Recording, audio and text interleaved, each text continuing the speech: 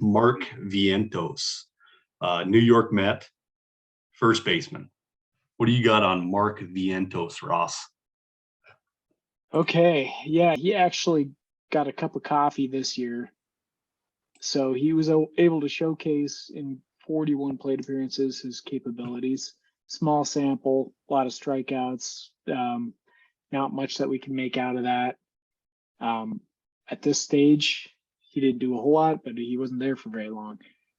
But I do want to highlight his season this year. He spent the entire year at AAA as a 22-year-old, and he hit 280 with a 358 OBP and a 519 slugging percentage.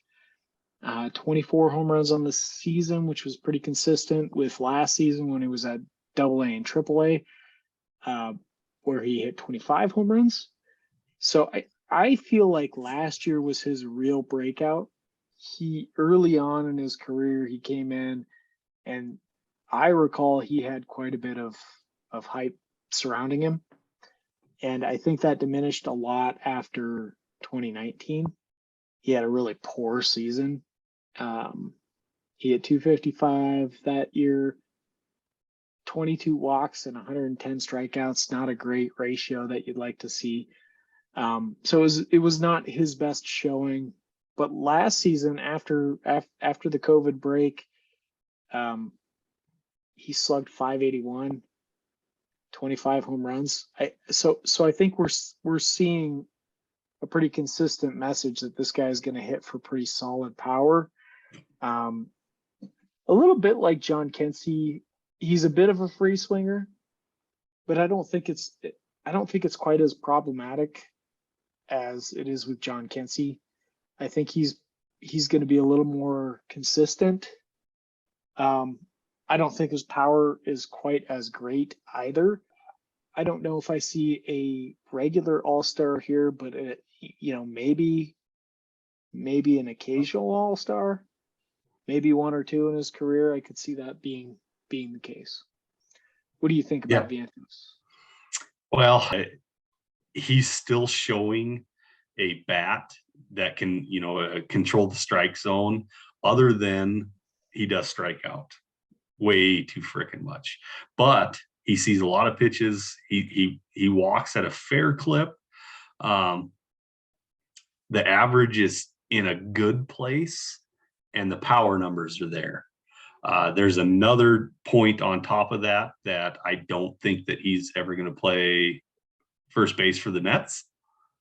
You're going to hear this a lot. Yeah, you got Pete Alonso there. Maybe we see an outfielder here, maybe a third baseman. But once again, we're not talking about positions per se. We're talking about bats, because that's what we're here for. We're here for fantasy baseball. We want those bats, baby. Bats and the stats, right? Bats and the stats. But you're right. He might not be a first baseman, and he's pretty blocked by Alonso. Yeah. Might be a third baseman. He spent most of his time there this season. So again, we're projecting where we think this guy ends up to some extent.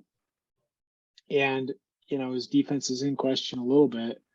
So we'll see, I guess. Yep. We'll see what he's able to do. But if he gets on the field, I think we're looking at pretty decent power. I don't know if he's giving you a ton more than that. With the pedigree's there.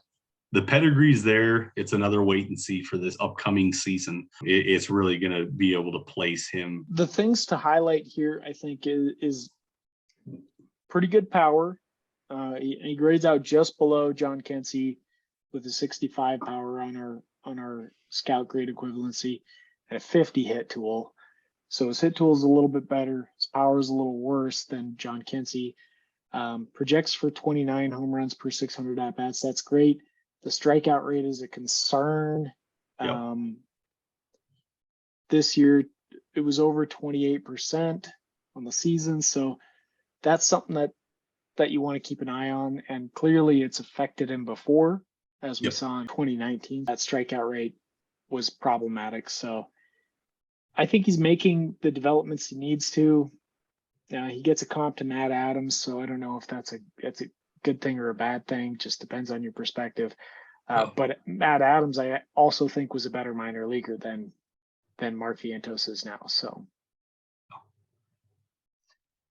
if you enjoyed this video, please like, subscribe, and of course visit our website, scoutthestatline.com, for more.